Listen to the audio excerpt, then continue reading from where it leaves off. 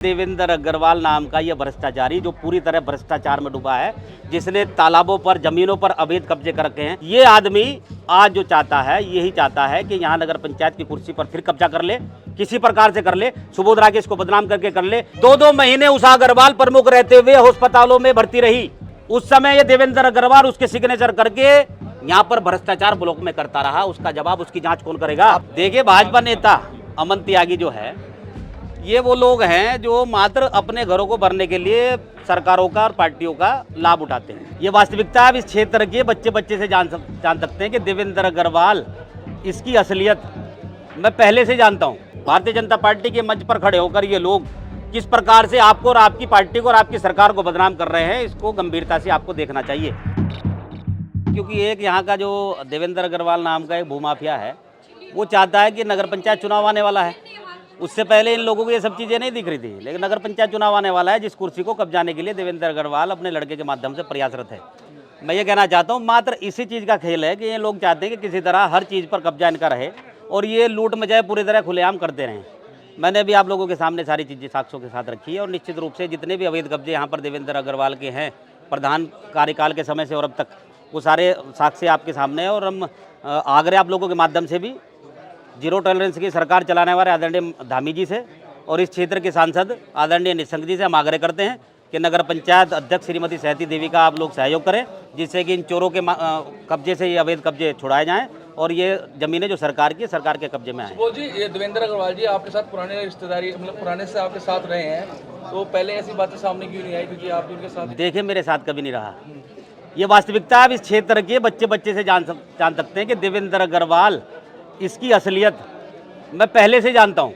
स्वर्गीय सुरेंद्र राकेश जी के समय भी बहुत लोगों ने प्रयास किया कि आप इसके खिलाफ क्यों रहते हैं, आप इससे बात क्यों नहीं करते हैं, लेकिन उस समय से मैंने इसकी जहनीत को समझ लिया था।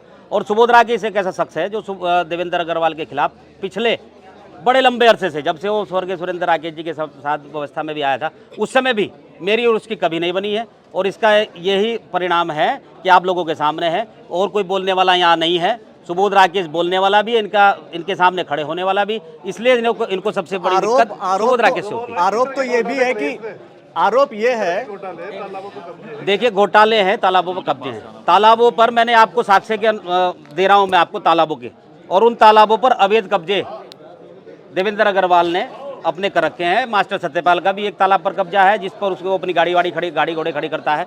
और 3 तालाब, एक तालाब तो पूरी तरह से चेंज करके चकबंदी अधिकारियों के माध्यम से नाम चेंज करके अपने नाम कराया, फिर अपने बच्चे के नाम उसको डीड कर दिया, उसको सिस्टम को। और भाजपा नेता अमन त्यागी ने भी आप पर आरोप लगाए हैं, क्या कहोगे? देखिए, भाजपा नेता अमन त्यागी जो है, ये वो लोग हैं जो मात्र अपने घरों को भरने के लिए सरकारों का और पार्टियों का लाभ उठाते हैं। मैं कहना चाहता हूं और पूछना भी चाहता हूं आदरणीय धामी जी से और आदरणीय सांसद महोदय से कि भारतीय जनता पार्टी के झंडे के नीचे खड़े होकर, भारतीय जनता पार्टी के मंच पर खड़े होकर ये लोग किस प्रकार से आपको और आपकी पार्टी को और आपकी सरकार को बदनाम कर रहे हैं, इसको गंभीरता से आपको देखना चाहिए। इसके घर में नकली दवाइयों की फैक्ट्री पकड़ी गई और तब से लगातार कार्रवाई करने के लिए पुलिस भी प्रयासरत रही है, लेकिन कहीं ना कहीं राजनीतिक संरक्षण में वो काम होने नहीं दिया जा रहा है। एसएसपी साहब हरिद्वार को, उस समय के तत्कालीन एसएसपी को, वो हमने आपको कटिंग अखबारों की दिखाई है, उसमें भी 3 बार तलब किया गया है कि कार्रवाई अब तक क्यों नहीं हुई। PIL लगी, उसमें अमन त्यागी और उसके भाई पराग त्यागी और उसके पिता और सब लोगों का नाम है। निशंक जी, तो आप कहते हैं कि सुबोध की औकात क्या है कि मेरे लिए ऐसा बोलेगा, तो क्या कहोगे? देखिए, निशंक जी बड़े नेता हैं और हम तो उनके सामने बच्चे हैं। अगर वो कुछ इस तरह की बात कर रहे हैं तो अपने वो सोच उनके साथ है, लेकिन निश्चित रूप से ये जो उनके चेले हैं, ये भ्रष्टाचारी, ये 2 टके के लोग जो मात्र 50-50 रुपए के लिए गरीब बुग्गी वालों से पैसा वसूल करने का काम करते हैं, इनकी औकात सुबोध राकेश के सामने कुछ आप है। सिर्फ चेले के थाने मार पिटाई उसको लेकर भी आपने बताया था। देखिए, वो भी बात मैं आपके सामने, ये झोटा बुग्गी वाला प्रकरण, जिन लोगों से 50-50 रुपए तय करके अमन त्यागी ने उन लोगों से, गरीब लोगों से उनकी बुग्गियां चलाने का काम किया था, तब पुलिस ने उनको रोका तो इन्होंने पुलिस के साथ बदतमीजी करी, दरोगा जी के साथ बदतमीजी करी। तब दरोगा जी ने और वहाँ के उस समय तत्कालीन जो एसओ थे, इन लोगों को भगा कर पीटने का काम थाने में किया था। ये औकात इन लोगों की है। ये हैं ये नेता जो पार्टियों को भी बदनाम कर रहे हैं, जो अपने नेताओं को बदनाम कर रहे हैं, जो इस प्रदेश के मुखिया, जो पार्टी के मुखिया हैं यहाँ के, मुख्यमंत्री है, उनको भी बदनाम करने का काम कर रहे हैं। तो आरोप आप ये कह रहे हैं कि वो लोग जो मतलब इनके विरोधी हैं बेसिकली, तो मैं कह रहा हूँ निशंक जी के ऊपर आपका आरोप है या सिर्फ आप चेला शब्द इस्तेमाल करें, चेलों के ऊपर सिर्फ आरोप देखिए, ये आरोप तो इनके जो लोग हैं यहाँ, जिन लोगों ने मेरे खिलाफ ये बातें जो अनलगन की है, जो गलत आरोप लगाए हैं, मैं उनके खिलाफ की बात कर रहा हूँ और उन्हीं के खिलाफ मैंने साक्ष्य दिए। निशंक जी से दोस्ती है मतलब? निशंक जी से आपकी दोस्ती है? नहीं, दोस्ती से मेरा क्या मतलब? सही काम कर रहे हैं? नहीं, ये कोई मतलब नहीं है। वो अपनी पार्टी का काम कर रहे हैं, हम अपनी पार्टी का काम कर रहे हैं। वो अपनी पार्टी के नेता हैं, हम अपनी पार्टी के कार्यकर्ता हैं। उस बात से दोस्ती से कोई मतलब नहीं होता। दोस्ती अपनी जगह होती है, राजनीति अपनी जगह होती है। अच्छा, लेकिन मेरा मतलब कहने का ये है, आपके ऊपर ये लगा है कि भाई अध्यक्ष कोई और है, सिग्नेचर आप करते हैं। देखिए, ये भी गलत है। मैं कहना चाहता हूँ वो बात तो मैं ये पॉइंट आपने रखा है मेरे भाई, बहुत धन्यवाद आपका। ये बात वो भी साक्ष्य है मेरे पास, जो मैं उसमें लिखा हुआ भी था। मेरी माताजी 4.25 साल हो गए अध्यक्ष बने हुए, एक दिन भी ना तो कहीं अस्पताल में भर्ती हुई है, ना कहीं और किसी व्यवस्था में रही है। हमेशा पूरी तरह से आपके बीच में है, प्रत्येक बोर्ड की बैठक में आती हैं और जितने भी साइन सिग्नेचर होते हैं सब हमारे कर्मचारी हैं, सब जाकर कराकर उनके माध्यम से यहाँ पर लाते हैं। ये गलत, बिल्कुल गलत जो निर्माण कार्य के सुने, ये गलत, मैं वो भी बताऊंगा। मैं ये गलत आरोप है और मैं इसी आरोप पर आपको बताना चाहता हूँ। 2 महीने उषा अग्रवाल प्रमुख रहते हुए अस्पतालों में भर्ती रही। उस समय ये देवेंद्र अग्रवाल उसके सिग्नेचर करके यहाँ पर भ्रष्टाचार ब्लॉक में करता रहा। उसका जवाब, उसकी जांच कौन करेगा? आपके पास सबूत है इस चीज का? हाँ, बिल्कुल सबूत है। आप इसका एविडेंस दे पाएंगे? एविडेंस देंगे आपको। आप जिससे जो भी कार्यकाल, जितना समय वो वहाँ एडमिट रही अस्पताल में, और उस समय क्या यहाँ पर जो काम हुए हैं, वो आपको साक्ष्यों के आधार पर देंगे। वो प्रक्रिया हमने शुरू कर दी। आप बता रहे कब की बात है ये जो है? ये बात अभी जब वो अपना कार्यकाल का जब समय चल रहा था उसका, उससे 1 साल पहले, वो 1-1.5 साल पहले बीमार हो गई थी और 2-3 बार 2 महीने तक लगभग दिल्ली भी एडमिट रही और देहरादून एडमिट रही। आपने जब क्यों उठाया? अब तो आपको भी काफी समय हो गया। हमने उठाए मेरे भाई। मैं यही कहना चाह रहा हूँ, हमने ये मुद्दे भी उठाए और ये मुद्दे के उठाए तभी उसके अधिकार सीज हुए थे। और उसके अधिकार जब सीज माननीय त्रिवेंद्र रावत जी की सरकार में हुए, तो ये जो भी संरक्षण उनको दे रहे हैं नेता, उनके माध्यम से इसकी उस समय जान बची थी। वरना ये व्यवस्था क्यों होता है? देने वाले ने जो आप बता रहे हो जी, नाम बताओ उनके, जो लोग संरक्षण। देखिए, संरक्षण देने वाले नेता जो भी हैं वो आपके सामने आ जाएंगे, अब के बाद आ जाएंगे। आपको तो मालूम होगा अभी कौन था, क्या था, आपके सामने निश्चित रूप से आ जाएगा। क्योंकि आप तो खुद, क्योंकि दीपक जी आपको तो नाम मालूम, आपके सामने अब आ जाएगा। क्योंकि अब उन लोगों से हमने आग्रह किया है, नेताओं से, इस पार्टी के, भारतीय जनता पार्टी के नेताओं से हमने आग्रह किया कि इन चोरों के खिलाफ हमारा सहयोग करें। आपका सिस्टम है, आपकी व्यवस्था है। मोदी जी कह रहे भाईवाद, जातिवाद और ये बिरादरीवाद जो है वो बिल्कुल नहीं चलेगा। और साथ ही उन्होंने बताया कि भ्रष्टाचार बिल्कुल लगाम लगाएगी, तो लग पाएगी। तो लगनी चाहिए, यही कहना चाह रहा हूं मैं। 0 टॉलरेंस की सरकार है, ये कहते हैं भारतीय जनता पार्टी के नेता। तो मैं कहना चाहता हूं कि 0 टॉलरेंस की सरकार को आप साबित करके दिखाओ।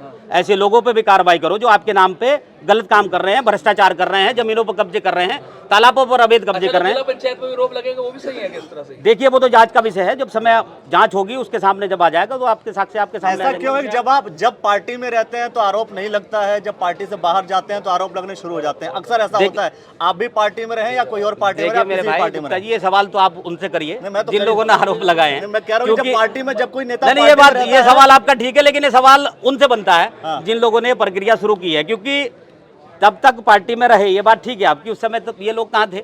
अब ये व्यवस्था में आए। ऐसा तो नहीं कि आपको बुलाना चाह रहे हो कि आप पार्टी में आ जाइए। देखिए, ऐसा इस तरह का कोई प्रेशर सुबोध राकेश ऐसे प्रेशर में आता नहीं है, क्योंकि सुबोध राकेश साफ सभी का आदमी है, गलत काम करता नहीं है। पिछली बार आपने ज्वाइन किया था बिना प्रेशर का। किसी भी प्रकार से, किसी भी व्यवस्था से ऐसा कोई प्रेशर, ऐसा कोई गलत सिस्टम नहीं बनेगा जिसके आधार पर आपने ज्वाइन किया था बीजेपी, बिना प्रेशर का ज्वाइन किया था। वो तो समय कुछ और था। वो समय की मांग, समय की डिमांड कभी राजनीतिक में ऐसी आ जाती है कि जिसको निर्णय लेना आदमी को पड़ता है। और हम आए थे उस सिस्टम में, लेकिन उसको अगर हमने उस व्यवस्था को अगर हमने छोड़ा था तो इन्हीं लोगों की वजह से, इन्हीं लोगों की कार्यशैली की वजह से। पंचायत को 4.5 साल का वक्त हो चुका है, अब तक तो आरोप नहीं लगे थे, लेकिन जब चुनाव आने लगे तो धीरे धीरे आरोप लगने लगे। क्या कहेंगे आप? जी मेरे भाई, बिल्कुल बहुत अच्छा सवाल है आपका। मैं यही कहना चाहता हूं कि देवेंद्र अग्रवाल नाम का ये भ्रष्टाचारी, जो पूरी तरह भ्रष्टाचार में डूबा है, जिसने तालाबों पर, जमीनों पर अवैध कब्जे कर रखे हैं, जिसने यहाँ पर जब ये आया था शेखपुरा गांव से तो 0 पैसा नहीं था। इस मंडी में, यहाँ पर यूसुफ प्रधान की मंडी में बोली लगा के अपने बच्चों को रोटी खिलाता था। इसी आदमी के पास अरबों की संपत्ति है। ये आदमी आज जो चाहता है, यही चाहता है कि यहाँ नगर पंचायत की कुर्सी पर फिर कब्जा कर ले, किसी प्रकार से कर ले, सुबोध राकेश को बदनाम करके कर ले या अन्य किसी भी रास्ते से कर ले, इस पर कब्जा हो जाए। और जो भी बच्चा खुचा है यहाँ, जो सुबोध राकेश ने अभी तक 5 साल में बचा के रखा है, रोक के रखा है, व्यवस्था को संभाल के रखा है, उस पर भी कब्जा करे, उसको अपने तिजोरे में कर ले। देवेंद्र शेखपुरा से और राजकुमार जी तो यहीं कहीं हैं बता रहे हैं, और राजकुमार कसाना जी को राजकुमार कछाना की बात मैंने आपके सामने रखी है कि अवैध वसूली का काम चल रहा है, उसके भी साक्ष्य हैं, वो भी दूंगा मैं। आपको सबूत आदमी जिससे लिया जा रहा है वो भी आपके सामने हम लाकर खड़ा करेंगे। निश्चित रूप अवैध वसूली, ये गुड़ शक्कर की जो काम करने वाले, चरखी चलाने वाले लोग, जिनके ट्रैक्टर ट्रालियां गुजरते हैं यहाँ पर, उन लोगों से अलग से अवैध वसूलियां की जा रही है कि वहां कोई टैक्स नहीं कटेगा, तुम पैसा इतना यहाँ पर हमारे पास जमा करो। ये राजकुमार कछाना की असलियत। देखिए, ये व्यवस्था जब आई हमारे सामने, ये व्यवस्था जब आई, हमने अपने तरीके से हर प्रयास किया है, इसके खिलाफ भी लड़े हैं। आप इस बारे में वो लोग आपको बताएंगे, जिन लोगों से अवैध वसूली की गई है वो लोग आपको बताएंगे। सुबोध राकेश ने इस काम के लिए भी उनके साथ खड़े होकर उनका सहयोग करने का काम किया।